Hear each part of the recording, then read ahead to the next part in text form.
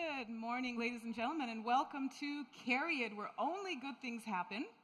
So feel free to come closer, since nothing bad will happen. Feel free to come a bit closer for one of the hottest topics that are out there right now. We are about to learn a lot more from our expert about artificial intelligence. That's what it's going to be all about during these next few minutes. So once again, welcome to CARIAD. Yes, the gentleman right here is scooting even closer. That's the spirit. I like that. And welcome to everyone who is joining us online for our first talk of the day here at CARIAD. We're coming to you live from Munich. Now, like we've just mentioned, it's going to be all about artificial intelligence. Our expert is about to join me on stage. He will be speaking for about 15 minutes, roughly. And afterwards, we do have about 10 to 15 minutes time left for a short Q&A session. So if there's anything you've always wanted to know about artificial intelligence, now is the time. And we know that this topic is relevant no matter which part of the industry you are joining us from, all right? So keep that in mind, make use of the opportunity, be sure to stick around until the very end. Now, with that said, allow me to introduce our expert coming up right now. His name is Jan Zawadzki. And don't get fooled by his young looks, because Jan is indeed head of artificial intelligence at CARIAD, and Jan is building up an entire team of AI experts for and at CARIAD, which is obviously a very important role that he's playing. AI is not only already having a tremendous impact on the way you and I as drivers experience our cars, but it's going to have an even greater impact in the future, and also it's going to work as a development enabler for a lot of automotive applications like automated driving. That's going to be a very important role that it's going to be playing in the future to come. Now, the title of Jan's talk is "Why is Artificial Intelligence so important for the automotive industry?" He's going to give us an answer to that in just a minute. Jan is going to explain why and give us insights into how CARIAD is going to tackle this exciting task in the future to come. So be sure to remember any question you may have. Sabrina is going to come around with a microphone at the end of the speech. For now, let's bring him out on stage. Ladies and gentlemen, please give a very warm round of applause for Jan. Good morning.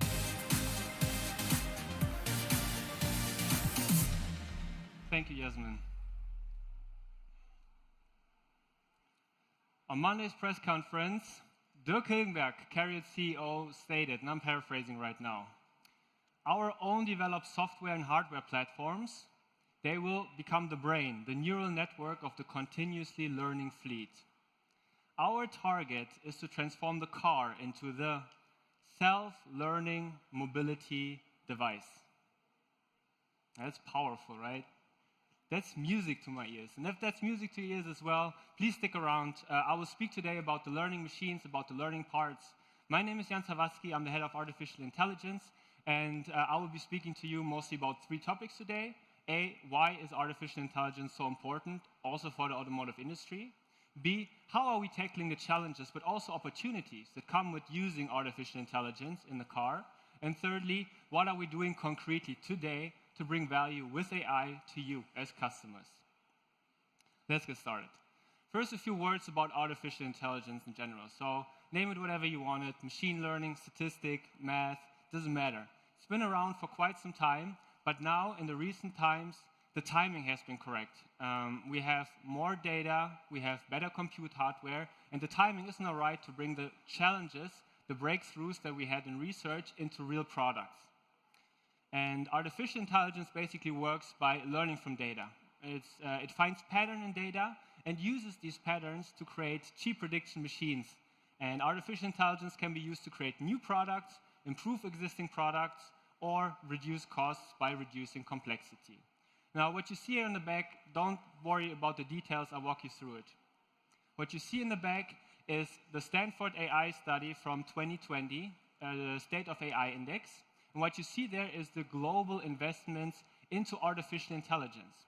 And it shows that in 2020, investments into artificial intelligence have increased yet again to an unprecedented high. Now, who of you, where are my economists? Where are the people who believe that the markets are efficient? Companies are usually not good at just throwing away money out of the window, right? If companies invest in artificial intelligence, they expect a return from it.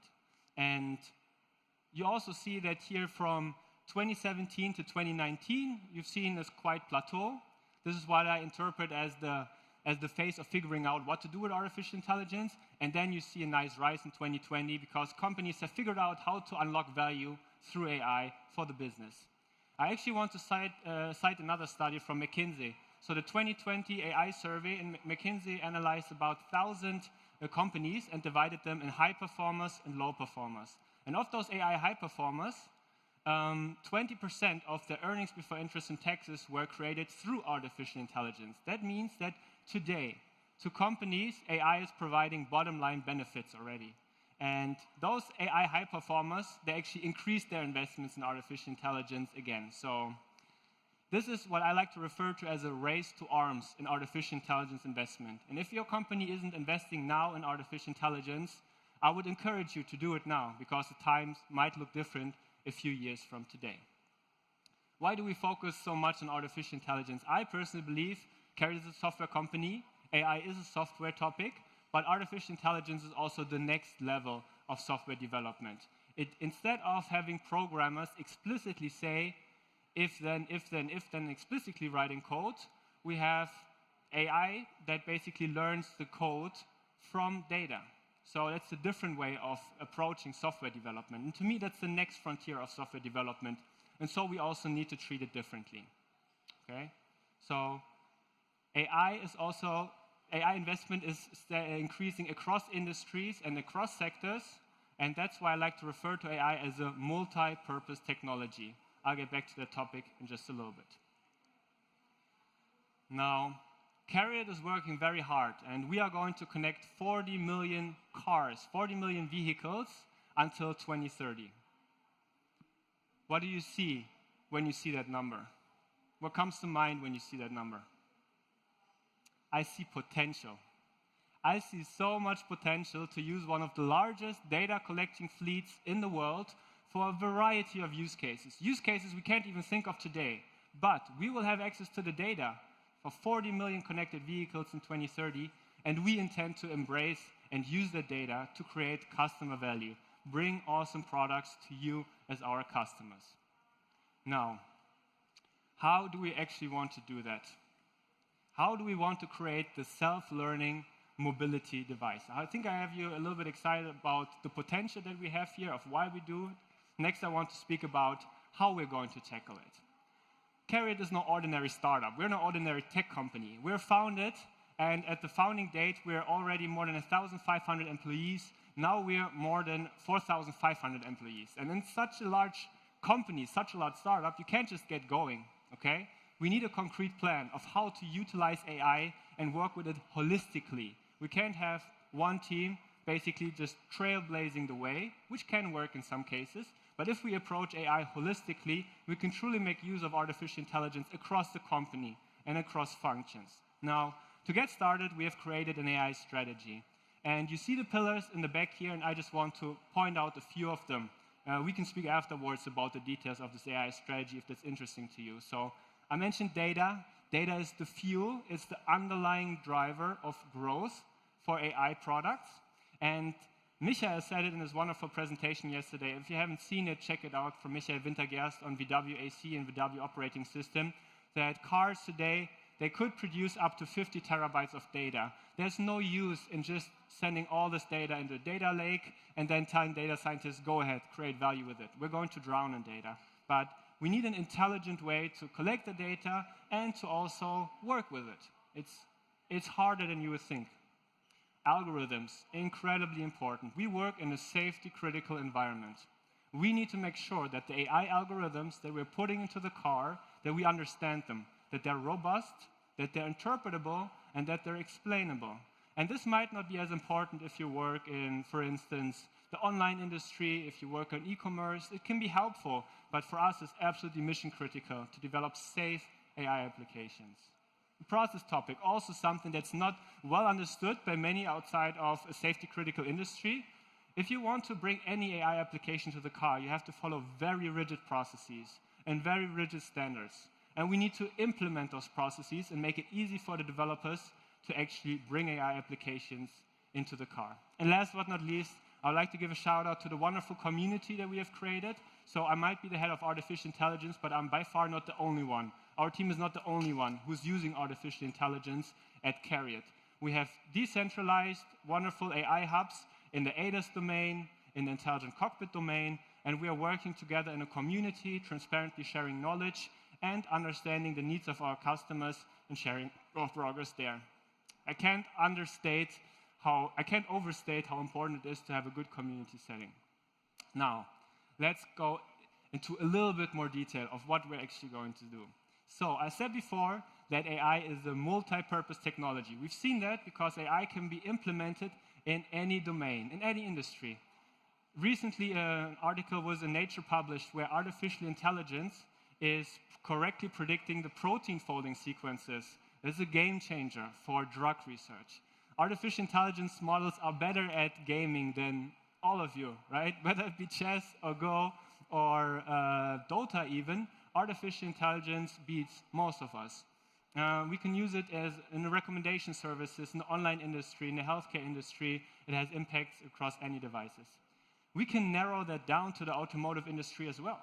In the automotive industry, we serve many different use cases. We serve the use cases in autonomous driving domains. We serve use cases in the mobility services domains, vehicle motion and energy, intelligent cockpit and body.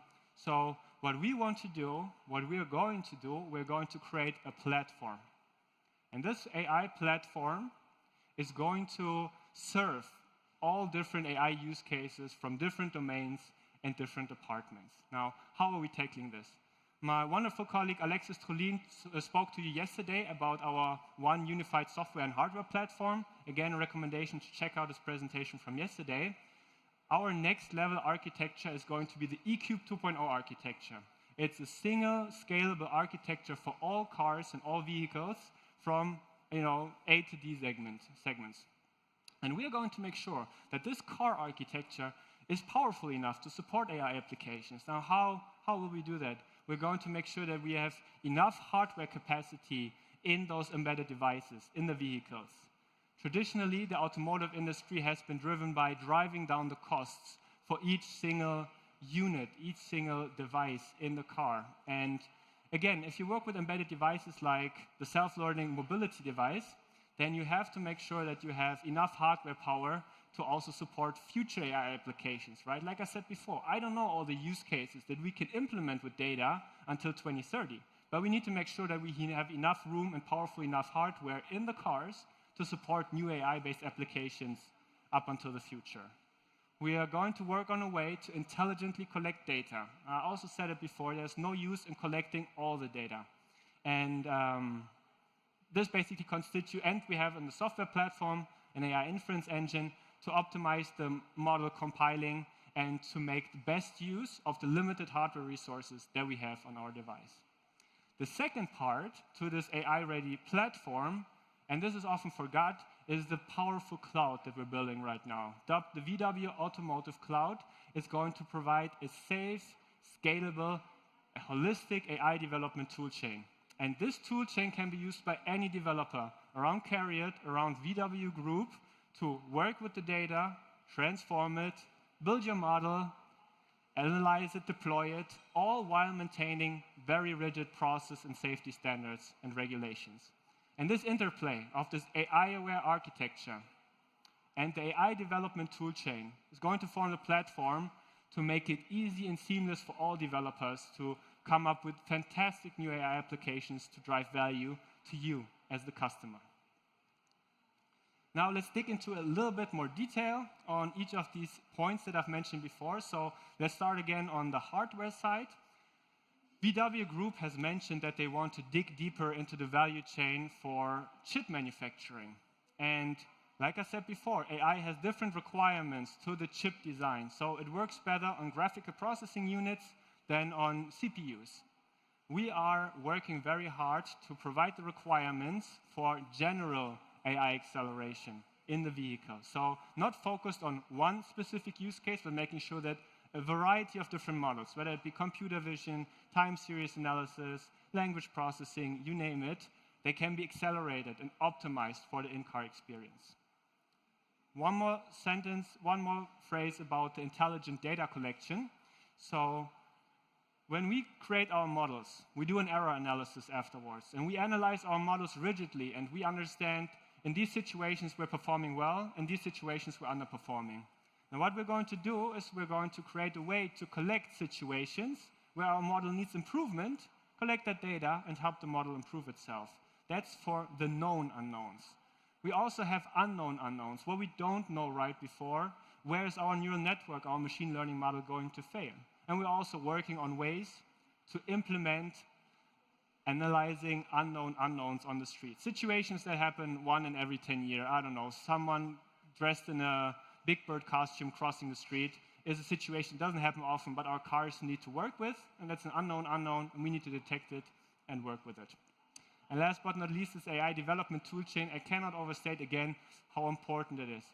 By creating one scalable AI development toolchain, we can use the synergies of the VW Group. VW Group has a big advantage, and that's scale. We have many, many great data scientists and data engineers. If they use the single AI development toolchain, we can create synergies within the AI community, make it easy to change code, exchange code, and work with everyone together.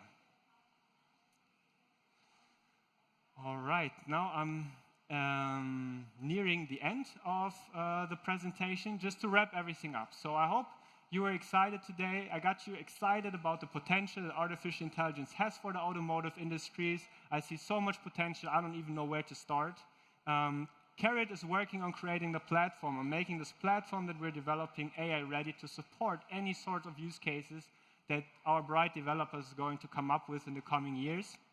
And we are investing in artificial intelligence heavily. And that's another point that I want to make before I wrap this up. So this is not just about the future. We are creating value with AI today already, right? VW Group has many AI applications running in the manufacturing industry already, but us in Carriad, we are already, especially in the mobility service industry, we are creating value with artificial intelligence for customer analytics today already.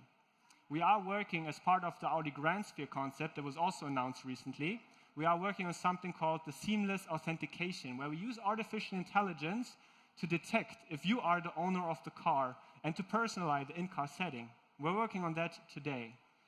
Obviously, the autonomous driving domain, we've built up our competency, our in-house competency to use AI for image processing and for computer vision, and we're using AI there heavily and also looking to increase our AI footprint across the ADAS value chain. My colleague Florian Boucher is going to speak about it today at 1 p.m. Make sure to visit his talk. It's going to be excellent.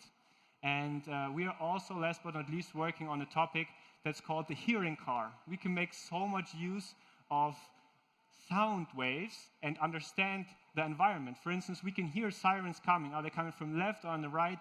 And basically give more information to the car. We can hear sounds about the texture of the street. Are we driving through a pothole? Is this a cobblestone road? We can detect other things and other topics about the car, all based on sound. And these are just some highlighted projects that we're working on. Overall, Carriad right now has more than 120 data scientists and data engineers working on AI internationally. We are working on 60+ AI projects, and the tendency is growing. And this is my last remark here in this stage. If you want to create the self-learning mobility device with us, please come and join us. We are looking for the brightest minds to join us. We are hiring. We have various open positions within the AI community, not all just in my department, but across all of Carriad. And I'm happy to stick around for any questions. I'll be here today and tomorrow. Feel free to reach out to me on the professional networks. I think we're going to also share my email afterwards. And so if this was exciting to you, if you get excited about creating the self-learning mobility device, please reach out. We'd like to speak to you, hear from you. And that concludes my talk. Thank you, everyone, for your attention. I'm happy to answer any questions now. Jan Zawadzki, ladies and gentlemen. Thank you so much, Jan. And of course, that formal invitation goes out to everyone who is also joining us online. We know how secluded we can sometimes feel when we're behind our computers all day by ourselves, but use the comment section. It's there for interaction. We will be posting Jan's contact details in the comment section for you to contact him with questions you may have. But for now, do we have any live questions here at our CARIAD booth for Jan? I'm sure that we have a few. And we have the lovely Sabrina making her way to our first question. Hi, thanks a lot, Jan, for the presentation. Thank you. My question to you is, what challenges do you face when it comes to AI products in general? Because it's quite different to the other products, because AI's robustness is always in question.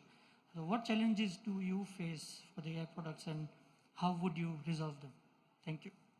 Great question, and this is something that we've been also discussing, so we can talk about this for years. So artificial intelligence is a very complex nature. That's why you set out to create this AI strategy that I showed before. And actually, if you want, there are challenges across all of those 10 different pillars. So you need to focus on a different way of communicating artificial intelligence.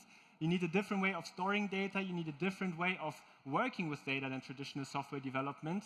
You have different hardware requirements. You have different process requirements. It's safety relevant. So the challenges are abundant, but we are working on it holistically. And I'm happy to chat about it afterwards, but the challenges are there, but we're working on it. We have a great team, and I'm more than confident that we can actually resolve it to bring AI self-developed on the street. Yeah, that's what we're working on.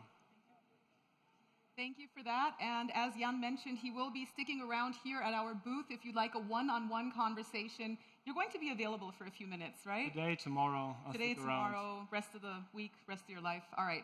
Jan will be here for you. Do we have another question from the audience? If you have a question, just let us know, raise your hand. In the meantime, perhaps I can ask you one, Jan. We also experience a certain amount of fear amongst drivers when it comes to artificial intelligence. Yeah. People do lack, let's say, trust in the system itself. Yeah.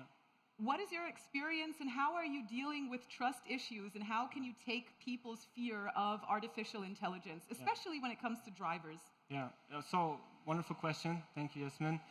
Again, we have to tackle it from many challenges. We have to tackle it from a communicational standpoint, so making sure that the people are not afraid, or at least that people understand, that we can make transparent what the system can do and what the system cannot do. That is one thing that we're doing. Another thing that we're doing is on the engineering side. I put a lot of focus on making sure that showing you that we developed a safe AI development toolchain. And this development toolchain will make it easy for every developer to understand what the machine learning model is doing, to explain it, to make it robust, and to make sure that we adhere to the best possible safety and security standards. So by making sure that our engineering works with the best practices available and making it transparent what the system is capable of and what it's not capable of, I hope we can make the systems trustworthy. So we need to build a dialogue, and we need to communicate very openly. Absolutely. To take away that fear. All right, do we have a question from the audience? Feel free, everyone. And like I said, only good things happen here at CARIAD. All right, so there are no wrong questions, but you can still take a minute to ponder if you like. Let me ask you this. There are the 6 levels of automated driving, and we spoke of the challenges. Here this year at IAA, and currently we're all working on reaching level 4, right? So are we going to experience in our lifetimes levels 5 or 6? And you might have to shortly explain what level 5 and 6 means. Yeah, absolutely. So we are working on level 4, and we're working very hard on making it a reality. We have a good master plan, so I'm confident that we will reach level 4. Level 5 is more different for those of you who are not so familiar with it. Level 4 is a car basically driving itself autonomously in a certain area. We know on the highway from Munich to Berlin, we know how to handle every situation there. The driver can basically relax and do whatever they want and use the in-car experience. Now, level 5, this operational domain design is not here anymore, right? So we can drive autonomously anywhere. So we are working on making that happen. We are working hard on it. Not sure when we are going to succeed, but I'm sure that we will eventually get there. All right, so we need to keep our eyes on CARIAD and the work that you're doing in your team. But I would also like to refer the question to Florian. He gives a presentation about ADAS later, so I'm sure he has another opinion on the topic. And later on, we even get to experience at the car park valet parking with artificial intelligence. If you're interested, we'll be giving you more detail during our next talk at 1 p.m. In the meantime, do we have any questions from the audience? Just raise your hand, let us know right over here. Thank you. Yeah, thanks, Jan, for the presentation. And one question I have is, you mentioned that you are working on the personalized driving behavior. So is it exactly the way I am comfortable with the driving, so I can personalize that behavior, or it's going to be a bit different, or like infotainment and all that with respect to, yeah. Can you just repeat the question again? Sorry, a little bit louder. You mentioned Yeah. that you are working on the personalized driving behavior using the AI. Yeah. So it's going to be something like I can tweak your system the way I am comfortable with the driver. So it's going to be something like that, or a different? Yeah, absolutely. So when personalizing, so the question is how we're going to personalize the user experience, I would say, right? If you can also personalize it, or if we're going to do it for you. I think it's going to be a mix, right? So you as a user, you should have the power to decide what's my preferred temperature, what's my preferred seat positioning, whatever that I'm preferring. But we're also working on is reading your wishes and reading your lips and making sure that we learn from your behavior of what could be potentially the best personal experience for you and not for the driver who's using the car after you. Or maybe the way I want to accelerate or decelerate the car. So is it something you are working on already, or? Yeah. We are working on these personalization features, absolutely. So one was the early occupant identification topic I mentioned before by our wonderful colleagues in the intelligent cockpit and body domain. And there are other projects that we're working. Like I said, 60 different AI projects. I don't know what share of those are exactly on personalizing the in-car experience. I don't want to give a wrong number. I can look it up. But we're working on a few of those for right now already. Thank you, gentlemen, for your question. Do we have another question from the audience? Maybe I'll give you one last one, and then I promise to shut up, and we'll leave it up to you guys. But we heard during Herbert D's keynote the other day on Monday that, of course, we have to be looking stronger into CO2 reduction, and we know that artificial intelligence does play a big role when it comes to reducing CO2 emissions. Yeah. Can you explain the connection between artificial intelligence and CO2 reduction? So first of all, we as VW Group and also as Carriad, we are very aware of our footprint. And that's why we came up with the vision way to zero. So we want to reduce our carbon emissions to zero. And I do think that artificial intelligence plays a big role in it. So our wonderful colleagues from the group innovation, our research department, if you like, they are working on topics to reduce the carbon footprint of training AI models. Training AI models, it does increase in AI footprint and carbon footprint. But on the other hand, we're hoping to also create a better personalized computer experience and also optimize certain functions with artificial intelligence for you. We are working on battery usage optimization. We are using on charging optimization to basically optimize how the car works. AI is really a great optimization tool to reduce our carbon emissions and play our role in VW Group's way to zero. Very exciting times ahead. Thank you so much, Jan. Do we have any more questions? Otherwise, don't forget, everyone at home, use the comment section. We look forward to hearing from you, and thank you everyone for joining us here at CARIAD, and of course, a huge round of applause for our expert, Jan Zawadzki. Thank you, Jan. And we will see you back on stage at 1 p.m. Thank you.